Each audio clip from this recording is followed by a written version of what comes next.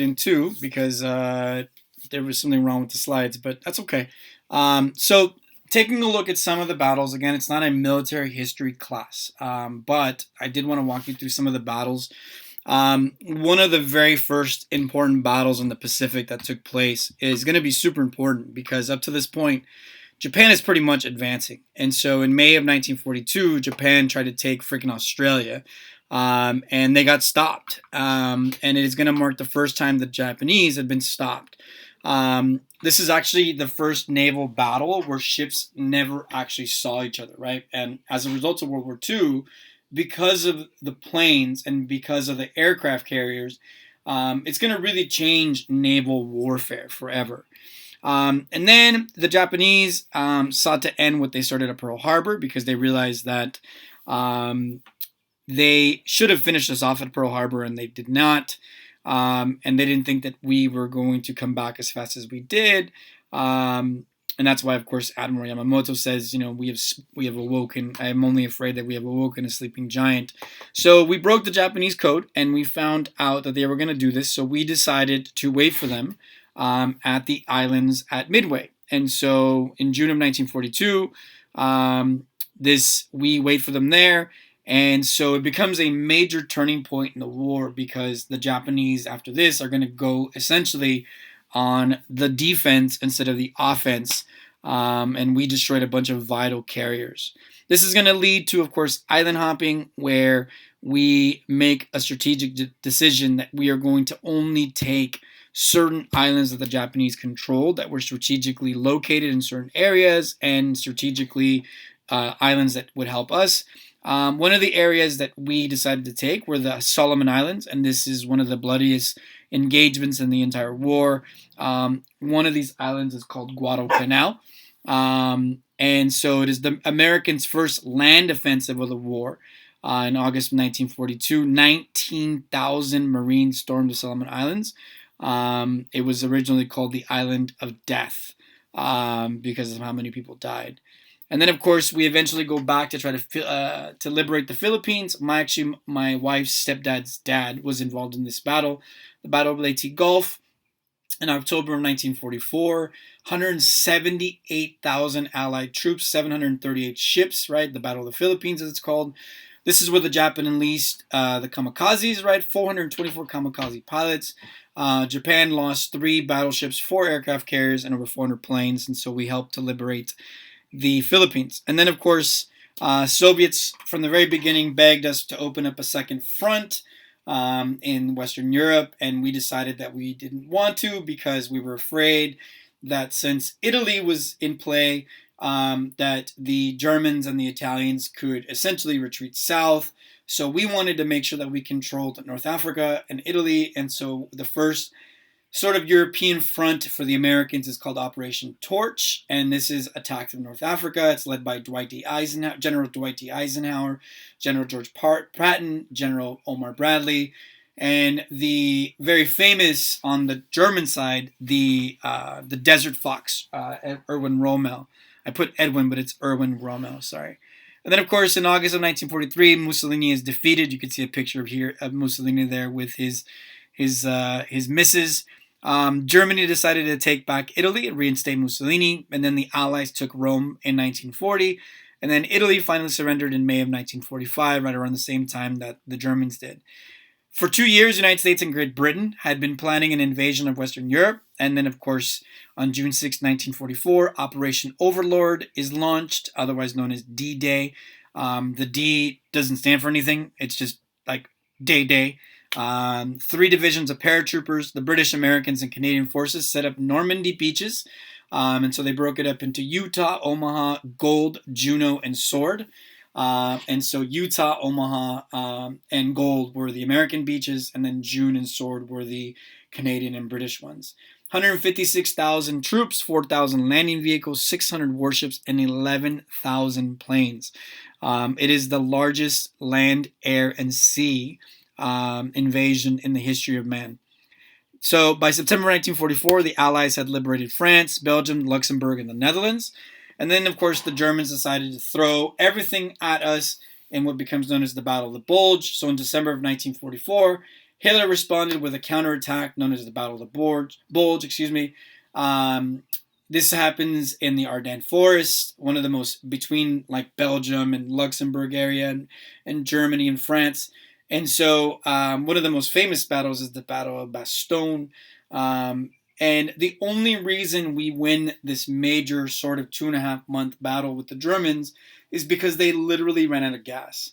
And part of the reason that they ran out of gas is because Hitler, like I told you guys before, he really wanted to get rid of all of the unwanted people in Europe. And so half the German resources were going towards doing that. Then by April of 1945, Soviet army had stormed Berlin. And in his underground bunker, Hitler prepared for the end. He married his quote-unquote sweetheart, Eva Braun, and they committed suicide in April of 1940, a few days after his birthday. And then, of course, finally on May 8th, 1945, the Germans surrender, and this becomes known as a victory in Europe. So then the Allies began to really focus on Japan, and we wanted to make sure that we didn't have to invade mainland Japan.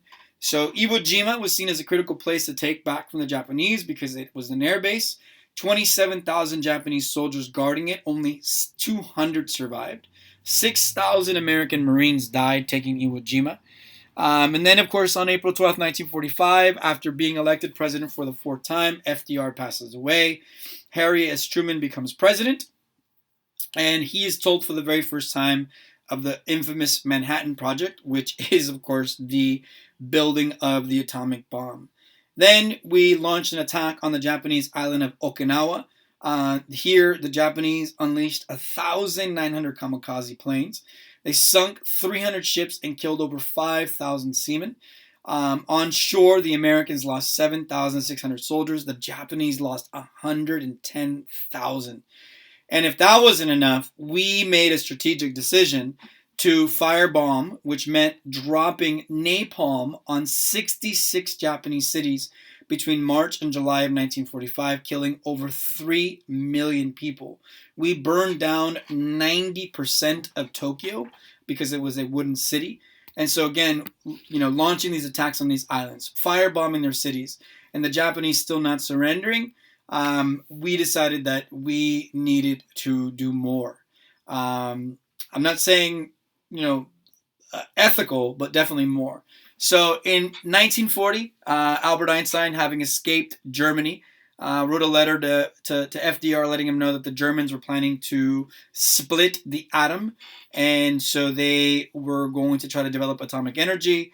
And so the United States decided that they were going to put together this Manhattan Project.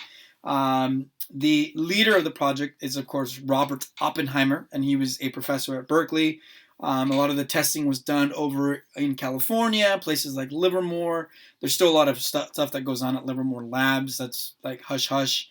The very first test of the American atomic bomb was done at Alamogordo, New Mexico. If you've ever watched a really stupid movie, The Hills Have Eyes, it's about that. And so that bomb was called Trinity. And then, of course, on August 6, 1945, because the Japanese would not surrender, we dropped from the Enola Gay our first bomb on Hiroshima. And then 3 days later, from a B-29 called Boxcar, we dropped it on Nagasaki. And then Japan, of course, formally surrenders on September 2nd, 1945, and that is known as VJ Day. So the other thing that I wanted to talk about is some of the, let me do this real quick. Some of the stuff that was going on at home, right? So Roosevelt issued what he called the Four Freedoms speech. This was kind of like Wilson telling that we are going to make the world safe for democracy. He told the American people we were going to fight for freedom of speech. And then there was a very famous painter, Norman Rockwell, who made paintings of these four freedoms. So freedom of speech, right? So freedom of speech for the American people, right? We are going to be fighting freedom of worship. We're going to be fighting freedom from want and freedom from fear. This was my favorite, right? The parents and fearing, for their children. And then, of course, sadly, because of the attack on Pearl Harbor, maybe one of the worst things that the United States government has ever done. I know it's probably difficult to believe, but Executive Order 9066 is passed, which is the relocation of Japanese people in internment camps. 120,000 Japanese people removed, 11,000 Germans, and roughly 6,000 Italians. There was zero evidence that the Japanese civilians were going to do anything. And a report that was conducted a couple of months before the attack actually revealed that there was no reason to believe that any Japanese people, but we did it anyway. This is a map of some of the internment camps and where they were. Of course, one of the most famous is here, Manzanar. Just super super sad, right? You can see some of the pictures here. Japanese store, right? I'm an American. We saw a lot of this stuff after September 11th with a lot of Middle Eastern people who own like storefronts. You can see here ouster of all Japs in California near, right? The little kids getting lined up. Okay, families being lined up, ready to go. And of course, them getting off reminds you of maybe even some of the Germans and people landing in the at the internment camps over in Europe, right? You can see here, right, people coming back to their homes, no Japs wanted. Okay, there was a very famous Supreme Court case, a man by the name of Fred Korematsu from San Leandro. Yes, California, right? He argued that he was not going to go to the camps because his 14th and Fifth Amendment rights and the writ of habeas corpus were being violated. The Supreme Court ruled that during a time of crises, it was okay for the Congress and the president to do this.